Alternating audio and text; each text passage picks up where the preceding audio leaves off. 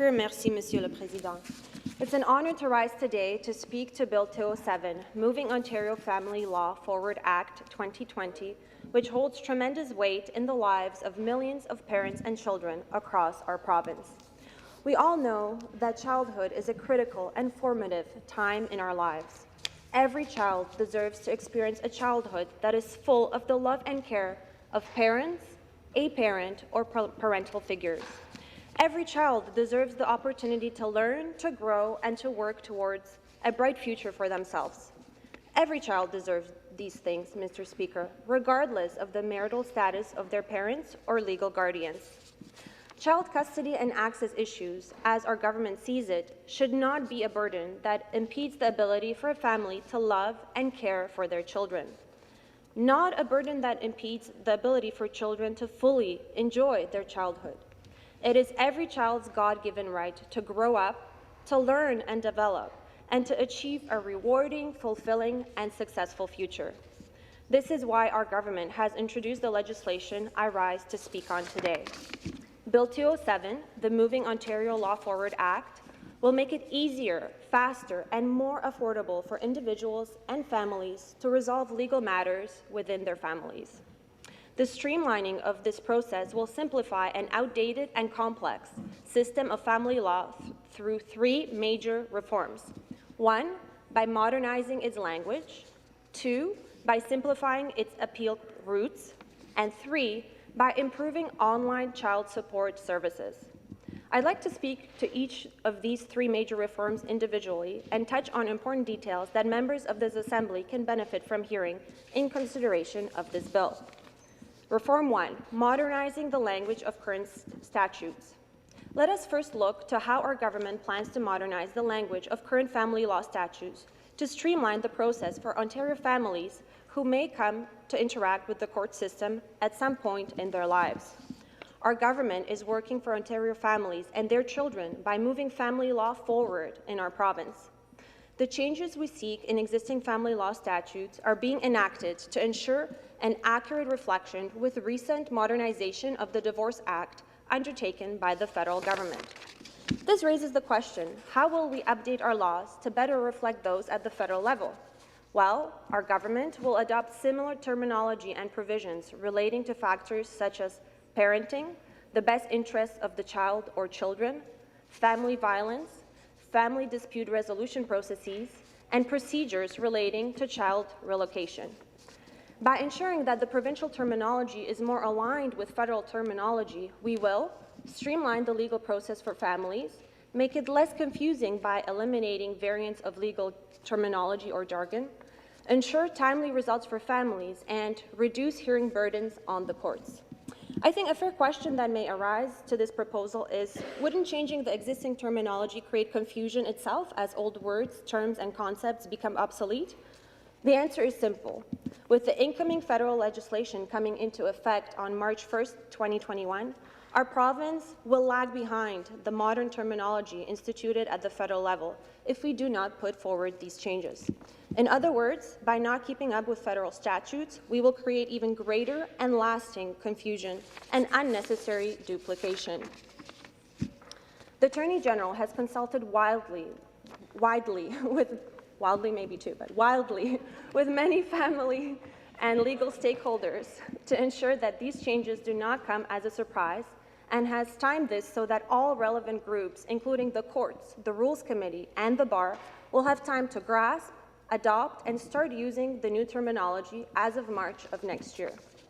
We are a government that will always be committed to hearing the perspectives and concerns of all relevant stakeholders in any piece of legislation that we present to this Assembly.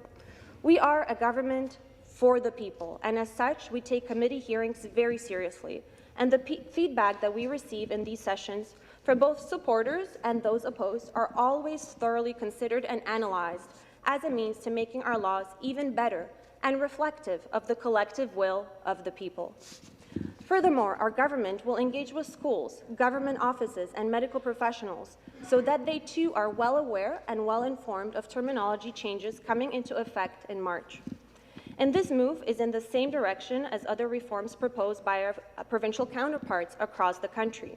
For example, Mr. Speaker, Alberta, British Columbia, and Nova Scotia have all introduced similar changes to post-divorce parenting, while Saskatchewan has passed amendments to its own Children Law Act to align it with changes to the Federal Divorce Act. The second reform that we are proposing, simplifying the appeals process, and boy is this very confusing. Let's move to speaking on how Bill 207 will simplify the appeals process. Mr. Speaker, with this legislation, we are working for Ontario's families and children to ensure that family law is brought into the 21st century. The current status quo is such that all three Ontario courts, the Ontario Court of Justice, the Superior Court of Justice, and the Unified Family Court, hear cases relating to family law matters. And this means that the appeal process is different depending on what court hears the case. It's obvious that this can make things very difficult for people in understanding the avenue for appeal, especially in communities like mine in Mississauga, where there's a lot of single-parent families, there is a lot of newcomers, people who have language barriers. So the appeal process is confusing for us who actually speak English and understand, let alone how confusing can it be for those families who really need the support of the legal system at that time. For instance, and without getting into too much details of current routes, the avenue of appeals for family law in the province is first, different depending on whether the person seeking appeal lives in a community with or without a unified family court. And so, Mr. Speaker, currently in Ontario, we have 25 unified family court locations in Ontario. And thanks to the work of our Attorney General and our government, this 25 includes 8 new locations as of 2019. These 8 new locations are in communities of Belleville, Picton, Pembroke, Kitchener, Welland, and Simcoe, Cayuga, and St. Thomas. And this is a very complex process, and this has been already talked about today, but it actually, to enact more family unified courts in this province, we actually need to work with the federal government, and our Attorney General is advocating for this every single opportunity he gets to sit down with his federal counterparts. So this is something that we are currently working on, but cannot be accomplished simply in a legislative process as we are doing today. So as things stand now, the discrepancy in appeal routes between communities with and communities without unified family court, it's not only confusing, but it impedes the ability for the courts to expeditiously deliver justice.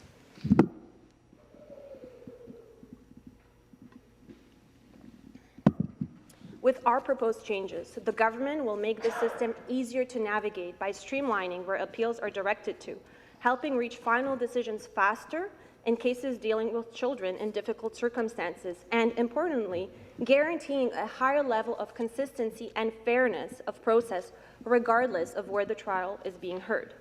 In other words, we are ensuring, whether you live in a community with a unified family court or without one, that the process is as straightforward as possible to make justice as accessible as possible. Our proposed changes are supported by the offices of the Chief Justices of all 3 courts for this very reason. Making the appeals process easier means more Ontarians will feel more confident in the verdicts of cases that are often very, very personal and very, very emotional. And with that said, we know that a unified family court is absolutely the ideal place for dealing with legal family matters. This is why our government is currently in discussion with our colleagues in the judiciary about planning for future expansions of the unified family courts in other communities across the province. We see this expansion as important to making it even simpler and faster to come to resolutions in family legal matters. To support this ambitious expansion of the UFC, our government will continue to seek a commitment from our federal counterparts as we see a cooperative effort to make this a reality integral to the success of this process. And the third reform, improving the online child support service.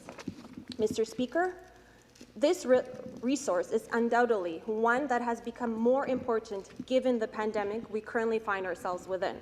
As things currently stand, parents and guardians can set up and alter child support payments without physically going to the relevant office, thanks to the online child support service. However, should parents or guardians, for instance, want to register, enforce, or change child support amounts outside of the province of Ontario, they may need to obtain a certified paper copy of a notice issued by the service. Given the current situation of the pandemic, this can no doubt be a challenge. That's why with Bill 207, we're proposing changes to the online child support service so parents and guardians can both request and receive copies of support payment notices directly through the service itself. By doing this, we're making proceedings easier and more affordable for families who rely on the service to manage or enforce child support amounts outside of the province.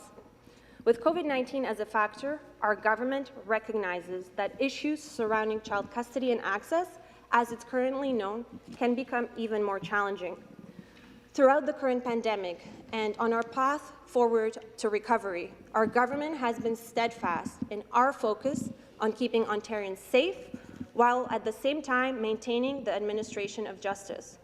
By providing certified copies of notices through our online support service, we are removing unnecessary hurdles that stand in the way of families maintaining court-backed arrangements that might otherwise hinder benefits being paid to the people who need it the most, our most vulnerable. These changes were the result of consultations with several other ministries who collaboratively worked to ensure these changes would be to the benefit of Ontarian families and their children who routinely interact with the family legal system. The Ministry of the Attorney General worked in partnership with the Ministry of Finance, which is the ministry tasked with the administration of the online child support service and producing certified copies of all notices of calculation and recalculation. The Ministry of the Attorney General also engaged with the Ministry of Children, Community and Social Services, and as these changes deal with families surpassing interprovincial boundaries, the Federal Interjurisdictional Support Orders Unit. The interministerial collaboration that made these changes to the online child support service a possibility speaks to the fact that our government is willing to do what it takes to ensure that legislation works for all Ontarians who need it. We are not working in silos, Mr. Speaker. We are working in collaboration. We realize that aspects of familial law in the province often cross ministerial lines, and so we are always willing to collaborate where needed to ensure solutions can be legislated. Mr. Speaker, it would also be beneficial to briefly discuss the ways that family arbitration will be reformed, a regulation that is being changed to align with the passage of Bill 207. In order to make the important work family arbitrators do easier and in the process make government more efficient, which is what we're all about, we are eliminating the old requirement mandating family arbitrators to submit detailed reports on every single arbitration decision they came to. By doing this, family arbitrators will be able to process more cases, which means timely access to essential arbitration services for the families who need it the most. This will also make government more efficient, as government employees tasked with processing these reports will save time, processing reports for arbitration cases that actually warrant them, and not all of them. This will also save the taxpayer money. As our Premier says, there is only one taxpayer, and we respect every single dollar. As saving time by no longer requiring government employees to regularly maintain, update, and receive submission forms and arbitrator report means less expenditures needed to uphold an outdated practice. This is yet another way our government is reducing unnecessary and burdensome red tape, and our ministries are committed to doing this wherever possible to ensure both a respect for the taxpayer and a commitment to an efficient government. This move will in no way reduce the accountability of Ontario's family arbitrators, as, according to the provincial law, the government does not regulate them to begin with. The purpose of these reports, mind you, we are the only province in Canada to require their submission, was to provide the ministry a view as to what sort of arbitration rewards were being made in Ontario. By scrapping these reports that served the original intention of the requirement but did little else, we are helping to modernize our provincial judicial system and bring it into the 21st century. So, Mr. Speaker, in conclusion, Bill 207, the Moving Ontario Family Law Forward Act, is part of this government's mandate of reducing red tape and building a justice system of tomorrow. Child custody and access is never an easy process, but reducing the burden it has on families through the proposed modernization will allow families to actually focus on what is important, namely the care of their children. These changes are in line with changes in the Divorce Act, as well as changes already taking place in other provinces. Professionals and leaders in the legal field have been calling for years for clarity and consistency in appeal routes, so our government has listened and acted. With the same bodies handling appeals, this will result in greater fairness and swifter rulings. Faster decisions lead to closure and the chance to move on with life, and allows parents to shift energy from litigation to making decisions that will benefit their children. Greater digitalization is something we have been pursuing. In all aspects, Ontarians interact with government services and resources, and the changes proposed here will result in real benefits for the parties involved. An expansion in child support services will mean less time spent in the court while still giving access to the needed paperwork. There are better ways for parents to spend their time than to pull numbers at their local courthouses and wait for hours until they can approach the window. I've heard from countless families that they would be waiting and they would not even get the process that they wanted. So less trips to the courtroom or government offices translates to more time with their children. In addition to changing language to meet the Federal Divorce Act, I am glad we are modernizing it in general and updating terms such as custody. As a nurse who has experienced working in corrections, I associate that terms with inmates and feel decision-making responsibility is a better reflection of the parent-child dynamic. I am grateful to all stakeholders, both in the family law profession and in the legal community more broadly, for the numerous roundtables, reviews of proposals submitted, and discussions with legal professionals throughout the province. The hard work and dedication shown by all stakeholders means that the end result is bettered through this invaluable feedback and alterations. Thank you again to our Honourable Attorney General for his hard work, as well as his PA, in spearheading this legislation and for allowing me to speak to my support of this bill today. And finally, thank you to all the families of Ontario for your support. Our government is always committed to making life easier and better for you. Thank you, Mr. Speaker. Thank you very much. Questions to the member for Mississauga Centre? Okay. Member for Sudbury. Sorry, Speaker. I thought you were naming another member. I want to thank the member from Mississauga Centre for her debate. It's, as we've said several times, we're supporting this. While you were speaking, I was looking at the Eagle ahead, and our role is to look for suggestions on way to improve it. And one of the things that you had said was that it makes it more affordable. And there's a quote from here we have from our research from Dr. Julie McFarland, who's the director for the National Self-Representative Litigants Project and is also a law professor. It says the family courts are very complex to navigate without a lawyer. However, more than 50% of family litigants who come to court without a lawyer across Canada, and the most important reason is the lack of funds. So as a result, court outcomes are significantly worse, less favorable for those without legal representation. This leads to a vicious cycle whereby those who have means are able to access legal counsel and achieve far greater legal outcomes, which in turn lead to greater advantages compared to the disenfranchised. My question in terms of more affordable and providing greater fairness to parents and families, would you agree that it would make sense for the government to improve funding for legal aid? The member for Mississauga Centre. Thank you very much for the question. So I have a quote here from Legal Aid Ontario, which Legal Aid Ontario recognizes that access to family justice is promoted through clarity and consistency between federal and provincial family legislation. That is why Legal Aid Ontario fully supports the Ministry of Attorney General's proposed amendments to the Children's Law Reform Act as part of the new Moving Ontario Family Law Forward Act. In particular, Legal Aid Ontario applauds expanding these definitions within the CLRA, and we welcome the necessary step the ministry is taking to align the CLRA with recent changes to the Divorce Act. So as you see, Legal Aid Ontario is fully in support of this legislation, and it's really great to see, for a change, that there is support on the other side of this House for this legislation. It's great when we work together, we can achieve better results.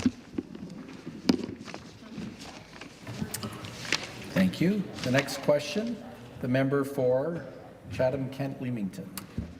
Thank you very much, Mr. Speaker. To the member from Mississauga Centre, first of all, I want to congratulate her on her wonderful debate and how she brought forward very clear and decisive points in support of our bill. But to the member, you know, our government is reducing red tape in the justice sector by removing an old reporting system, or requirement rather, for family law arbitrators to submit a report to the Ministry of the Attorney General about the family arbitration award they decided. Can the member please explain just how, by removing this unnecessary administrative burden, that this will make it easier and cheaper to resolve family legal matters? The member for Mississauga Centre. Thank you so much for the question. And as you know, Mr. Speaker, our government is all about reducing unnecessary red tape and unnecessary duplication, and to streamline processes and simply making life more easier for all Ontarians. And so this common sense change to remove the arbitration report filing requirement not only saves time and increases efficiency for family arbitrators and staff who have to process all of them, but ultimately families and children benefit from a family law system that is easier to navigate and more affordable. The member for Parkdale High Park. Thank you, Speaker. I'd like to thank the member from Mississauga Centre for her presentation. For families going through a challenging time access to fairness and justice, particularly when it comes to safety of children, is critical. And so I agree with many of the points that she's made during the presentation, but Speaker, we have to ensure that families have access to justice. And under this government, we've seen deep cuts to the legal aid system. Speaker, this is from the Toronto Star. Legal Aid Ontario is facing up to $70 million in funding drop, and they're experiencing a crisis. Many people are not going to be able to access legal aid services, won't have access to justice. And so my question to the member is, what is this government doing, apart from the technical definitions, to help people access justice, to help families, to help children have access to justice? Thank you. Thank you. The member for Mississauga Centre. Thank you so much for your question. So I just wanted to let the member know that actually the eligibility threshold for legal aid has consistently increased every single year in Ontario. And she spoke about, protecting our most vulnerable and our children. And she's asked, what else is our government doing to protect children? So one file that I'm extremely passionate about is human trafficking. And our government, for the first time, has introduced our strategy, which includes a $307 million investment to combat human trafficking, to protect vulnerable children in Ontario, which includes also modernizing the legal system for the victims of human trafficking. So that's one concrete example where our government is working hard to protect our most vulnerable, namely our children. The member for Burlington. Thank you so much, Speaker. I want to again thank you again, the member for Mississauga Centre. It was well put together, and appreciate all your hard work, and also again for the Attorney General and the PA for all their hard work, guiding us along with this. I have a question, and my question is, our government is proposing changes to the online child support services so parents can request and receive certified copies of support payments notices directly from the service without having to go into the courtroom. Can the member explain how the proposed changes to the Family Law Act will make it easier and more affordable for families to manage or enforce child support during COVID-19? Thanks so much. The member for Mississauga Centre. Thank you very much for that important question. And so as we have seen throughout this pandemic, accessing governmental services has moved online where possible. This is the new normal, and it's not just government, also businesses are catching up, and where we can provide a service online which will benefit Ontarians and keep them safe is what we're doing. And this includes amendments to this bill and what we're putting forward in this legislation. And so we recognize that issues around child custody and access can become challenging during circumstances of the pandemic. And by providing certified copies of notices through these proposed changes, parents would not have to face unnecessary hurdles in obtaining their certified documentation online, and they will not have to enter a courthouse, thereby mitigating the risk of potentially contracting the virus in order to enforce their child support amounts outside of Ontario or the like.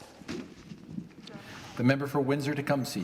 Thank you, Speaker. Let me say at the outset I have great respect for our Attorney General and his parliamentary assistant, the member from Durham.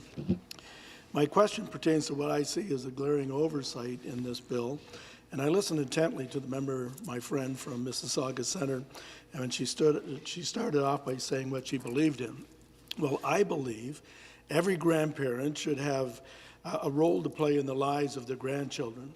Now, sometimes a fragile marriage may collapse, not always in an amicable fashion, and one spouse may be vindictive enough to deny access between a child or children and the parents of a former spouse. So this is a overdue modernization of Family Law Reform Act, and would not this be an ideal time and place to put into law the rights of grandparents for access to the grandchildren in the face of a collapse of a marriage?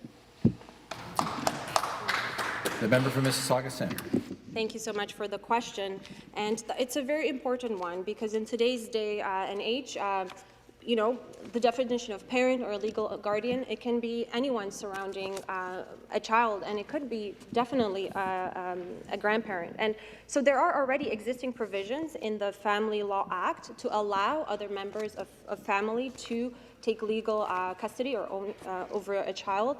However, this bill will be going through the committee process, which is a wonderful cornerstone of our democracy, and I encourage the member opposite to submit this as an amendment for our consideration. I think grandparents and in general seniors who have built our province deserve our respect, and this is something that we should definitely look into in the committee process. Member for Brantford-Brant, quickly. Thank you, Mr. Speaker. In the dying seconds, I'd like to thank the member from Mississauga Centre for her addition to the debates this afternoon on this important bill. And very quickly, first I have to say we don't have a unified family court in Brantford, and to the Attorney General and his parliamentary assistant, the sooner the better. Thank you. But I understand that we're proposing changes to the family law so that they're more consistent with recent revisions of the Divorce Act federally. And I was wondering if the member could comment on that a little bit further. Mississauga Centre. Thank you very much. And in my community in Mississauga, we also do not have a unified family court, but hopefully with the wonderful work that our Attorney General and his PA are doing, perhaps we can see one in the future. And I think words matter and definitions are important. And so so by aligning the definitions of the provincial mandates to reflect the ones at the federal level, we will eliminate confusion across the board and will ensure timely results for families and children and help reduce the burdens on the. Thank you very much.